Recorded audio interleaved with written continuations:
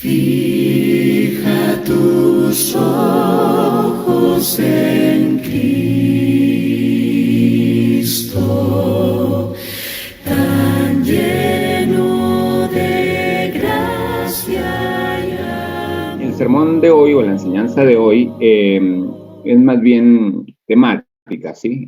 Tiene que ver con un tema escogido para hoy y vamos a hablar acerca de la gracia, es decir, vamos a estar estudiando un poco acerca de la gracia y del alcance de la gracia, la bendición que nosotros tenemos y vamos a tratar, porque quizás no lo vamos a lograr, y mucho menos en un solo estudio, pero vamos a tratar de dimensionar un poco el alcance de la gracia, cómo actúa en nosotros, ¿verdad? El beneficio que nos trajo a nosotros como seres humanos, como cristianos, ¿verdad? Y el beneficio que trae a otros a través de la bendición de haber recibido la gracia en mí, ¿verdad?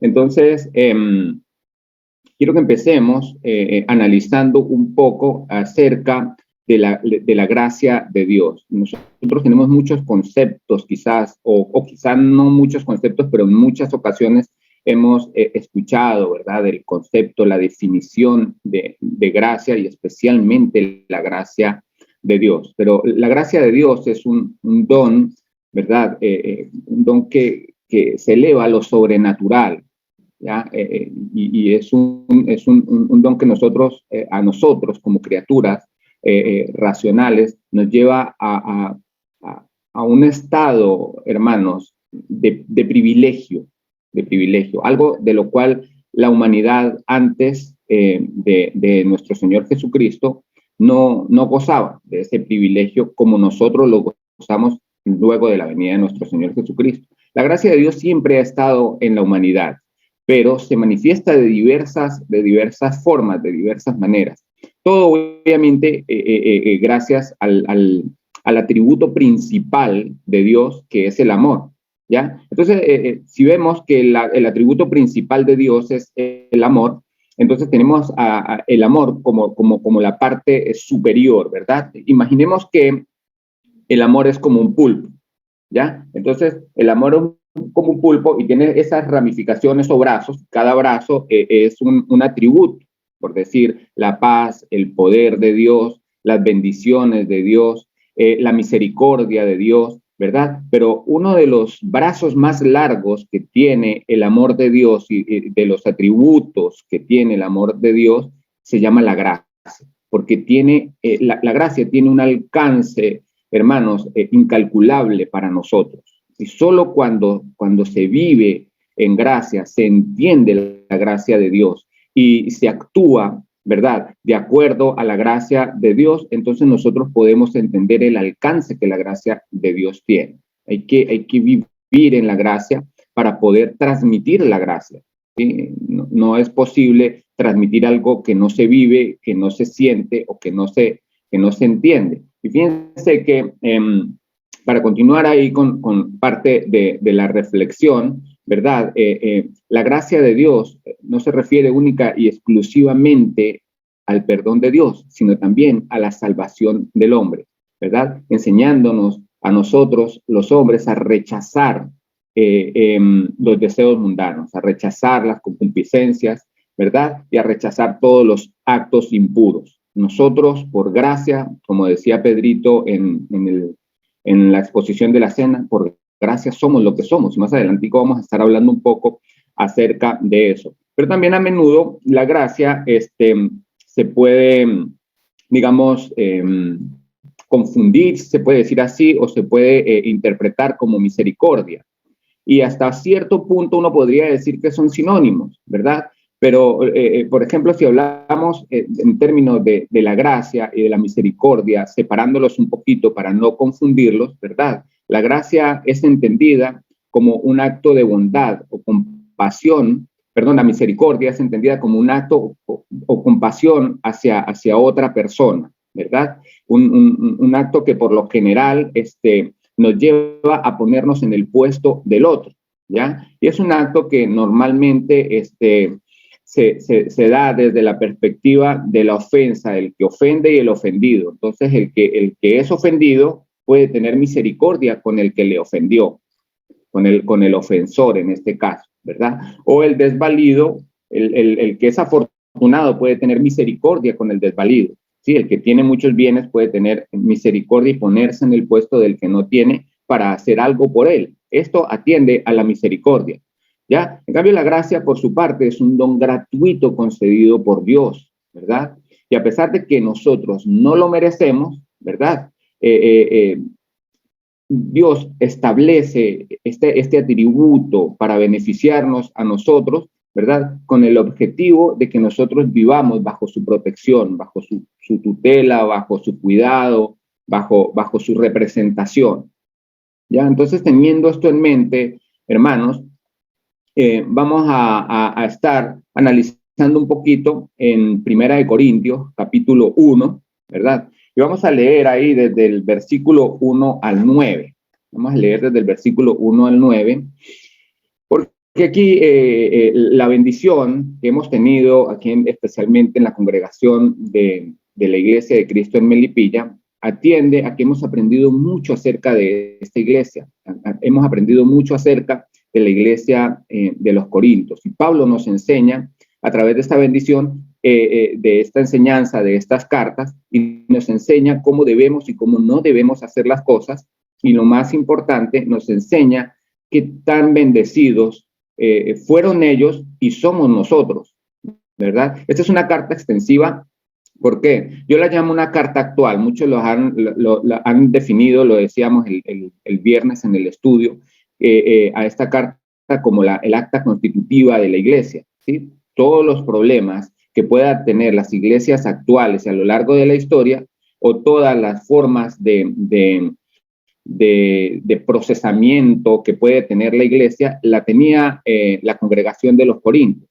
Por eso, fíjense que del versículo 1 al 3 dice de la siguiente manera: Pablo, llamado a ser apóstol de Jesucristo por la voluntad de Dios, y el hermano Sóstenes, a la iglesia de Dios que está en Corinto, a los santificados en Cristo Jesús, llamados a ser santos, con todos los que en cualquier lugar invocan el nombre de nuestro Señor Jesucristo, Señor de ellos y nuestro. Aquí Pablo hace una extensiva hacia todos los que en cualquier lugar, ¿verdad?, invoquen el nombre de nuestro Señor Jesucristo. Y esto no le pone fecha, no le pone límite, no le pone alcance. Él dice, esto está abierto para todo el que quiera, ¿verdad? O todo el que desee invocar el nombre de nuestro Señor Jesucristo, alabarlo, adorarlo, seguirlo, obedecerlo, tal cual como es el mandamiento que obviamente se le dio a los apóstoles en Mateo 28, del 18 al 20, donde dice él que toda potestad se le da en el cielo y en la tierra, pero luego de que él hace esta aclaración de que él es el que gobierna o el que reina, les pone una misión que dice: enséñenles todas las cosas que yo les he mandado. Obviamente hay una estructura que se usa mucho para no solo predicar las buenas nuevas, el evangelio, sino también en el bautismo, porque ahí dice: bautizándolos en el nombre del Padre y del Hijo y del Espíritu Santo, ¿verdad? Pero lo que quiero resaltar aquí es que él dice: enseñándoles todas las cosas que yo les he mandado, que yo les he enseñado, que ustedes me han visto hacer, ¿sí? Entonces, parte de este ejemplo, de esta enseñanza, de esta doctrina que nuestro Señor Jesucristo le deja a los apóstoles para que luego, posteriormente, los apóstoles la enseñen y así a través de la historia hasta que llegue a nosotros, tiene que ver con la gracia, tiene que ver con la bondad, tiene que ver con la misericordia, si lo utilizamos en un sinónimo, ¿verdad? Pero dice ahí, para todos. Dice, me encanta porque dice que no solamente a la iglesia de Dios que está en Corinto, que fueron los destinatarios, en este caso principales, directos, pero los destinatarios de esta carta puede ser cualquiera. Fíjese que dice, con todos los que en cualquier lugar invocan el nombre de nuestro Señor Jesucristo, Señor de ellos y nuestro también, dice Pablo en ese momento, haciendo personal la carta. Dice el versículo 3, gracia y paz a vosotros de Dios nuestro Padre y del Señor Jesucristo. Y aquí empieza ¿verdad? La palabra a la cual nosotros vamos a estar anclando nuestra enseñanza de esta mañana. Dice gracia y paz. Y Pablo tenía esta característica. Pablo le escribía a la mayoría de las iglesias, ¿verdad? En sus cartas o en sus epístolas, y siempre ponía, o era un constante de él, poner gracia y paz. Por ejemplo, si leemos ahí Romanos capítulo 1, versículo 7, dice lo mismo, dice gracia y paz sea con vosotros de Dios nuestro Padre y del Señor Jesucristo. Y así sucesivamente le escribe a varias congregaciones, incluso a hermanos como Timoteo y Tito, les escribe también gracia, misericordia y paz. Entonces, la gracia es una de las cualidades o atributos de Dios que más beneficio nos aporta, no solamente a nuestro cristianismo, sino a nuestra vida cotidiana, ¿verdad? Dice que vamos a analizar un poquito ahí lo que decía, lo que mencionaba nuestro hermano Pedro en Efesios capítulo 2, versículos 8 y 9. Yo lo voy a leer en la nueva versión internacional, ¿verdad? Para que tengamos más o menos una perspectiva de un lenguaje distinto. Dice Efesios capítulo 2, versículo 8 y 9, dice, porque por gracia ustedes han sido salvos mediante la fe. Esto no procede de ustedes, sino que es el regalo de Dios, no por obras para que nadie se jacte. La Reina Valera dice no por obras para que nadie se gloríe. Pero me encanta porque dice, por gracia ustedes han sido salvos mediante la fe.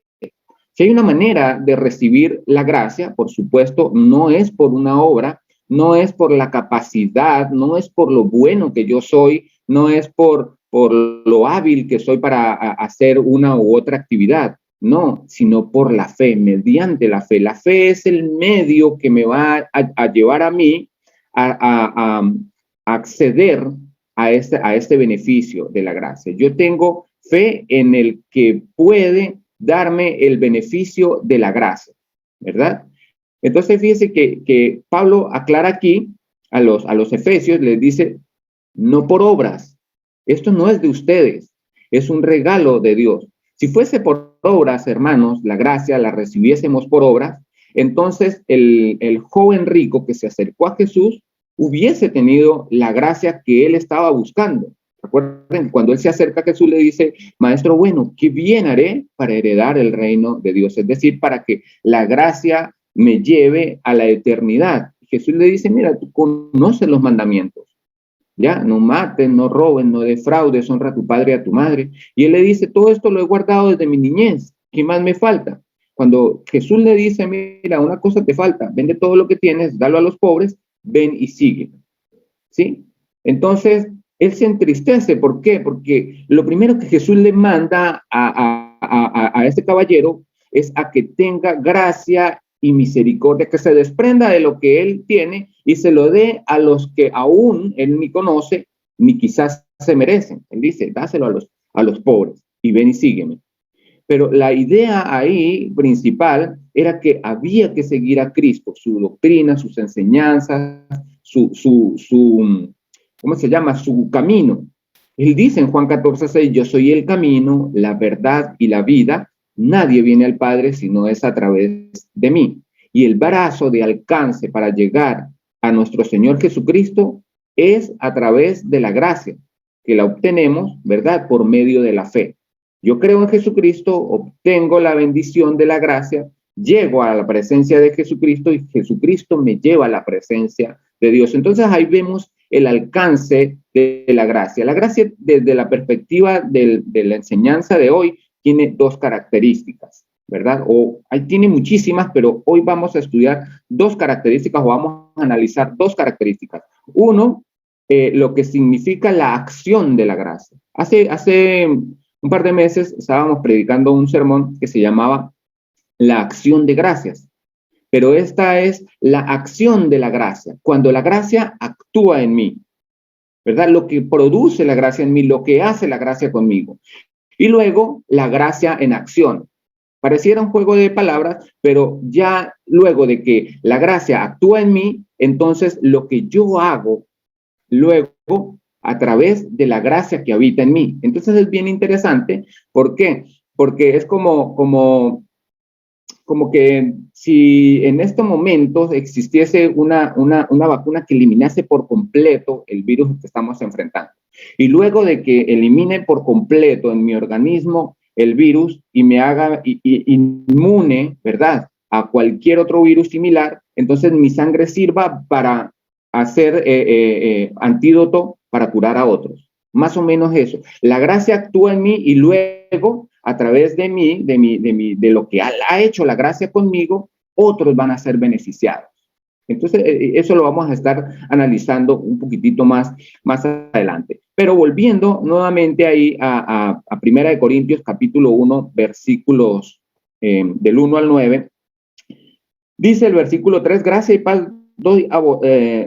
y paz a vosotros, de Dios nuestro Padre y de nuestro Señor Jesucristo. Versículo 4 dice, gracias doy a mi Dios siempre por vosotros, por la gracia de Dios que os fue dada en Cristo Jesús. Fíjense que cuando Pablo empieza a escribir lo grosso, después de la introducción, viene el desarrollo de la carta. Cuando Pablo empieza en el versículo 4 a explicarles a ellos, lo primero que Pablo dice es, gracias doy a mi Dios siempre por vosotros. Y si yo fuese un compañero de Pablo y escucho todo, si yo fuera uno de los de Chloe, porque recuerden que muchas de estas cosas que va a desarrollar Pablo y va a escribir a los corintios, era porque él tenía información de todas las cosas equivocadas que estaban pasando en Corinto. Corinto era una capital cosmopolita, era un puerto donde había de todo. Ellos estaban dotados de todo, hermano. Esas personas o esos habitantes de Corinto, ellos estaban enriquecidos con todo. Habían mercaderes de todas partes del mundo. Se puede decir de que Corinto era como una Nueva York de la época, ¿ya? Era como una capital del mundo. Tenían de todo, ¿ya? Entonces, esa condición en la que tenía Corinto, ¿verdad?, les permitía darse ciertos lujos que otras ciudades alrededor, incluso lejanas, no podían darse. Entonces, ¿qué pasa? A través de eso, ellos podían tener cierto nivel de jactancia, de orgullo, de altivez, ¿verdad?, que no les permitía ver con claridad muchas cosas. Y no solamente estamos hablando de la ciudad, sino que todo esto también era trasladado a la iglesia. Es decir, la iglesia era un reflejo de lo que más o menos era la sociedad de Corintios en ese entonces. Recuerden que esta carta se desarrolla porque hay división en la iglesia y porque muchos de ellos estaban buscando protagonismo. Y ellos unos decían, yo soy de Pablo, yo soy de Cefas, yo soy de Apolos, yo soy de Cristo. Iban como de lo micro a lo macro, denigrando, si se podría decir, entre ellos mismos a sus propios líderes, poniéndolos con la mención pretendiendo ponerlos por encima del otro. Y ahí ya no había gracia, ahí ya no había misericordia, ahí ya no había bondad, ahí ya no había amor, ahí lo que había era puro orgullo. Sin embargo, Pablo dice, doy gracias a Dios, ¿verdad?, siempre por vosotros. Y si yo fuera uno de los de Chloe, le diría, ¿qué tienes que agradecer por ellos, Pablo? Si esta gente en realidad están dividiendo la iglesia, hay pecado en la iglesia, hay inmoralidad en la iglesia, están encubriendo pecado, ¿verdad? Están faltando el respeto a la cena, están haciendo una serie de cosas que no son para darle gracias a Dios por ellos. Sin embargo, Pablo dice, doy gracias a Dios siempre por vosotros. ¿Pero por qué le da gracias a Dios siempre por ellos? Dice, por la gracia de Dios que fue dada en Cristo Jesús. Por esa gracia. Mientras más grande es el pecado, más grande es el perdón, más grande es la gracia, ¿verdad? Pero como vamos a mencionar ahorita más adelante, quizás en Romanos 6, 14 y 15, donde dice que no hay que continuar pecando para que la gracia abunde de ninguna manera. Por supuesto que no, esa no es la idea. Pero Pablo dice, por la gracia que ha tenido alcance para con ustedes. Y luego empieza una serie de reflexiones bien interesantes que les expresan en estos versículos. Lo primero que les enseña es que la gracia enriquece. Lo segundo que les enseña es que la gracia confirma. Y lo tercero que les enseña es que la gracia nos llama a la unión, ¿ya? Entonces fíjense que versículo 5 dice, porque en todas las cosas fueron enriquecidos en él, en toda palabra, en toda ciencia, así como el testimonio acerca de Cristo ha sido confirmado en vosotros. De tal manera que nada los falta en ningún don, esperando la manifestación de nuestro Señor Jesucristo. En todo fueron enriquecidos. ¿Ya? Y recuerden que el primer punto es la gracia que ellos recibieron enriquece y nos enriquece a nosotros. ¿Ya? Cuando nosotros leemos desde Génesis 1:1 hasta Apocalipsis 22:21, estamos siendo enriquecidos en conocimiento, en crecimiento del conocimiento de la palabra, y si decidimos obedecerla, porque eso es una cuestión de decisión, entonces vamos a ser enriquecidos con la misma palabra a través de la gracia, de la bondad de Dios, que deja esta biblioteca de 66 libros para que nosotros seamos mucho mejores, ¿verdad? Hacemos honor a lo que dice Pablo, que toda escritura es inspirada por Dios con la finalidad de que el hombre de Dios sea enteramente preparado para toda buena obra, enriquecido. ¿Sí? La palabra de Dios, a través, expresada a través de estos hermanos, por la gracia de Dios, nos enriquece. Y estos hermanos eran enriquecidos en todo. Dios permitió que ellos tuviesen dones espirituales, ¿verdad? Que tuviesen dones de la palabra, que tuviesen incluso dones económicos. La iglesia de Corinto podía ser una de las iglesias más prósperas de la época, por la sociedad en la que ellos estaban establecidos. Estaban enriquecidos en todo. ¿Estaban haciendo abuso de eso? Sí, por supuesto que sí. Pablo necesitaba recordarles que ellos necesitaban entender la gracia de Dios. Y es por eso que Pablo le da gracias a Dios. ¿Por qué? Por la gracia que ellos recibieron. ¿Ya? Ellos fueron enriquecidos, ¿verdad? Y Dios los provisionó de todas estas bendiciones. Luego más adelante les hace un llamado de atención porque, como decíamos hace un momento, ellos estaban haciendo abuso de eso, a tal punto que Pablo les dice, mira, ¿dónde está el sabio? ¿Dónde está el disputador de este siglo? ¿Ya? Entonces, todo eso está desde el versículo 18 en adelante. Pablo les hace ese llamado de atención, pero hasta aquí, hasta este momento, ellos necesitaban entender que ellos estaban siendo enriquecidos. Pablo exalta las bendiciones que ellos tenían. El segundo punto es que dice, la gracia nos confirma, ¿verdad? Los confirma. Fíjese que el versículo 8 dice, el cual también los confirma hasta el fin, para que sean irreprensibles el día de nuestro Señor Jesucristo. Los confirma hasta el fin. Ustedes son hijos de Dios, ustedes recibieron la gracia, ustedes recibieron un perdón no merecido, ¿verdad? Esa misma gracia es la que aboga por ustedes, confirmándolos que ustedes son hijos de Dios.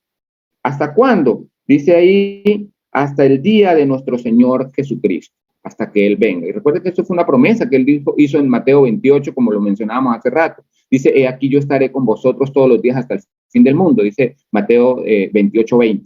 Y aquí les está diciendo Pablo más o menos lo mismo. ¿Hasta cuándo? Hasta que nuestro Señor Jesucristo venga, hasta el fin del mundo. Entonces, ellos estaban siendo confirmados, necesitaban entender, hermanos, antes de todo el regaño que les va a pegar después, necesitaban entender que ellos eran un tesoro especial. ¿Por qué? Por la gracia de Dios que fue derramada en ellos. Fíjense que el tercer punto dice, nos llama a la unión. Dice el versículo 9, y fiel es Dios por el cual fueron llamados a comunión con su Hijo Jesucristo, nuestro Señor.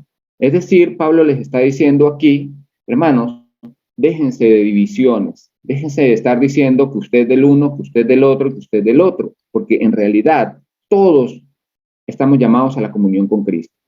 Y Cristo, el protagonista principal de la gracia, ¿ya? Dios nos da gracia obviamente a través de nuestro Señor Jesucristo.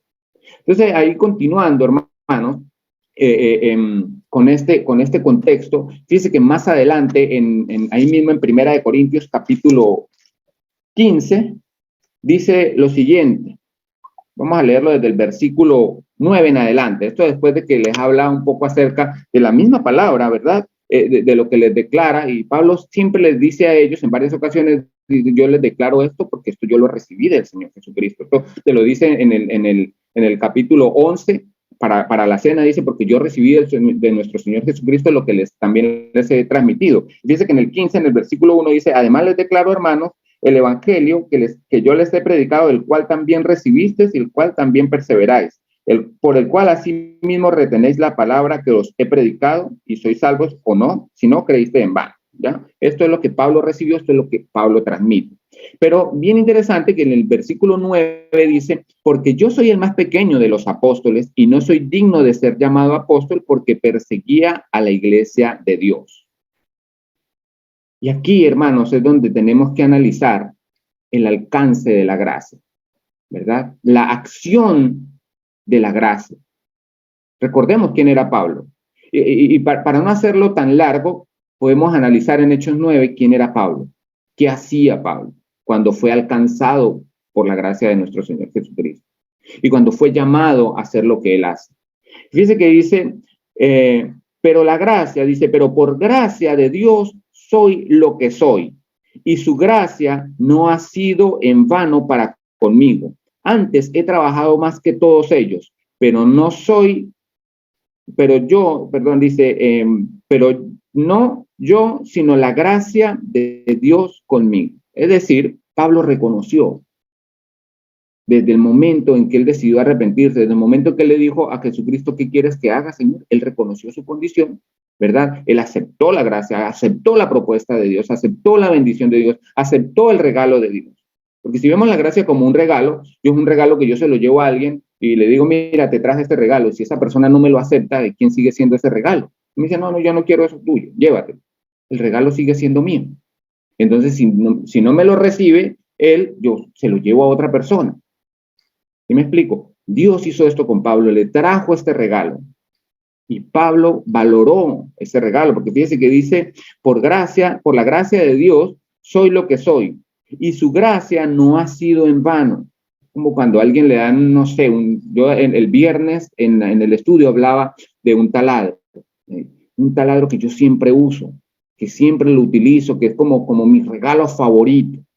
Y lo llevo a todos lados y le doy uso a ese taladro, ¿verdad? Entonces la persona que me lo obsequió va a decir, oye, qué buen regalo le hice. Qué maravilloso regalo le hice, porque el hombre lo usa, como cuando la esposa de uno le regala una chaqueta y uno se la pone todos los días. Entonces la esposa se siente bien, dice, oye, qué bien que te gusta lo que yo te di. Pablo aquí dice, por gracia de Dios soy lo que soy. Dice, y su gracia no ha sido en vano para conmigo. Antes he trabajado más que todos ellos. Aquí es donde la gracia produce, hermano. Aquí es donde la gracia de Dios toma acción. Yo me pongo a trabajar, ¿verdad? Porque yo recibí la gracia y entendí lo que significa y sé que hay mucha gente en el mundo que necesita recibir lo que yo recibí para que tengan la bendición y la oportunidad que yo tengo o que yo tuve, que a mí me dieron. ¿Sí? Porque la gracia es un don, pero es para todo el que quiera recibirlo. Dios no obliga a nadie a que la reciba, pero no se la niega a nadie que la quiera. ¿Sí? Entonces, ahí en ese sentido, entendemos que la acción de la gracia produce una transformación en mí, produce una condición diferente en mí. Tanto es así, hermanos, que cuando Pablo fue alcanzado por la gracia, recuerden que él se llamaba Saulo de Tarso y fue cambiado su nombre por el apóstol Pablo. Y pareciera que si nosotros leemos la biografía de los dos, estuviéramos hablando de dos personas completamente distintas. Uno es Saulo, el otro es Pablo. Y por supuesto que así lo es, porque el uno murió cuando el otro nació, o el uno nació cuando el otro murió. Pero son dos personas completamente distintas.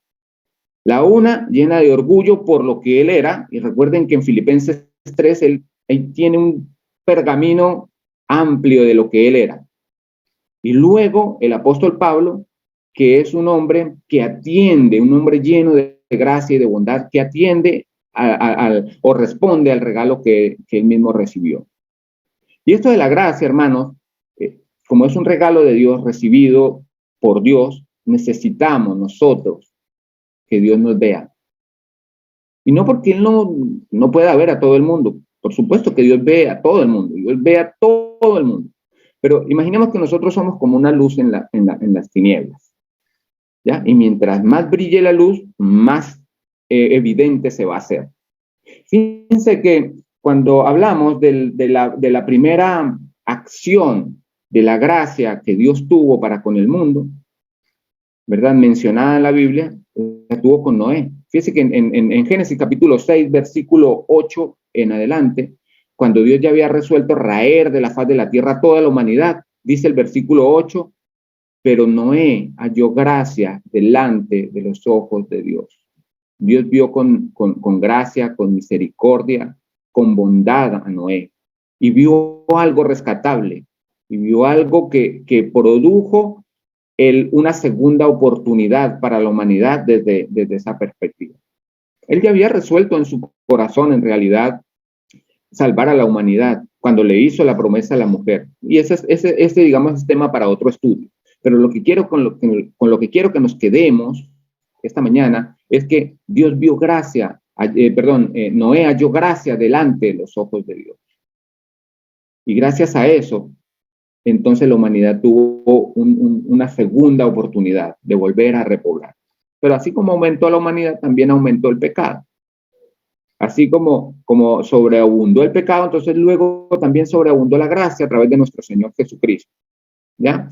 Romanos capítulo 6, versículos 14 y 15 dice, porque el pecado no se enseñoreará de vosotros, pues no estáis bajo la ley, sino bajo la gracia. ¿Qué pues? ¿Pecaremos porque no estamos bajo la ley, sino bajo la gracia? En ninguna manera, en ninguna manera. Es decir, que no es para que sobreabunde la gracia, nosotros vamos a abundar en pecado. Por supuesto que no. Eso no es lo que en realidad se entiende sobre la gracia. Como es un don y es un regalo y es abundante y es un brazo que tiene mucho alcance, entonces yo voy a aprovecharlo. No, porque podemos caer también de la gracia, hermano. Y podemos quedar sin el premio de la salvación. Y yo entiendo la gracia, hermanos, como imaginemos, no sé, yo siempre lo he dicho de esa forma, ¿no? Un partido de fútbol, la final de un mundial, y de repente viene, no sé, un directivo y te regala a ti un boleto VIP para que veas la final de un mundial en la sala VIP. Y entonces te dicen, bueno, la final es el 30 de diciembre y te lo dan el 1 de enero. Tienes todo un año para cuidar ese boleto. ¿Ya? Si tú pierdes ese boleto, el mundial igual se va a jugar, la gente igual va a entrar a ver el partido, pero si tú pierdes ese boleto, el que no vas a entrar eres tú. Y ese boleto, hermanos, a ese boleto se le llama salvación por medio de la gracia. Alguien me lo dio sin yo comprarlo, sin yo merecerlo, sin yo buscarlo, alguien me dio ese boleto VIP. Ese alguien se llama Jesucristo y quiere que nosotros estemos ahí. Pero si perdemos ese boleto, hermano, no vamos a entrar por más que queramos. No hay una forma de entrar si no es a través de ese boleto. Ese boleto, ¿verdad? Es la gracia que Jesucristo nos da. Por eso Él dice, yo soy el camino, la verdad y la vida. Nadie viene al Padre si no es a través de mí. Por eso hay que cuidar la gracia, la salvación, la misericordia que Dios tiene con nosotros. Pero la gracia es bien interesante porque yo no pago ni medio por ella. Por eso Pablo decía en los versículos anteriores que leímos en Efesios, dice, esto no es por obra, para que nadie se jacte, para que nadie diga, no, yo recibí la gracia por todo lo que yo hice. Si eso fuese así, no se llamaría gracia, se llamaría recompensa. Entonces ya no estaríamos hablando de la gracia, sino de la recompensa. Entonces ya la gente se jactaría por lo que hace y no por lo que por lo que no merece. No sé si me captaron esa parte, pero yo me jactaría porque yo soy Miguel el bueno y no Miguel el que tuvieron misericordia. El punto, hermanos, aquí es que nos invitamos a todos, y digo nos invitamos porque tenemos que incluirnos todos, hermanos, a entender la gracia desde la perspectiva de los ojos de Dios. ¿Cómo ves tú la gracia? ¿Cómo ves tú la misericordia? ¿Qué ha hecho la gracia en tu vida y qué has hecho tú en respuesta a eso?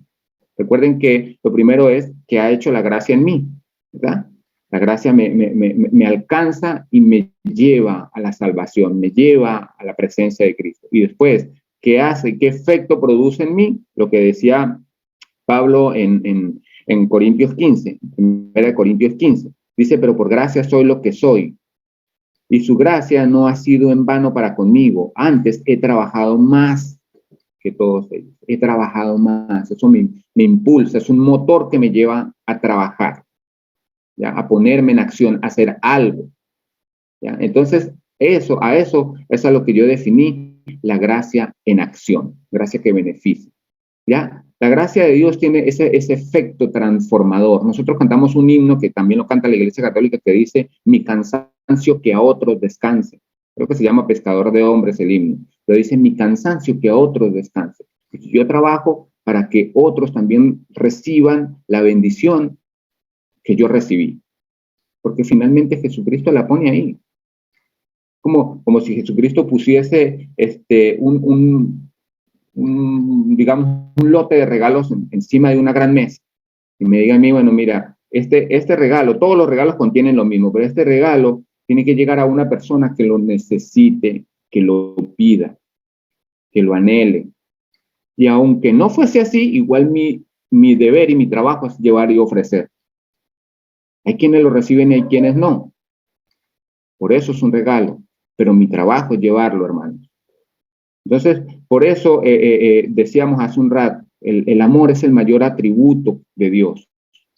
Pero la gracia es como, si volvemos a tomar la figura de ejemplo de hace rato, si el amor es como un pulpo, la parte de arriba, la cabeza del pulpo, cada brazo es un atributo, la gracia es el brazo de más alcance.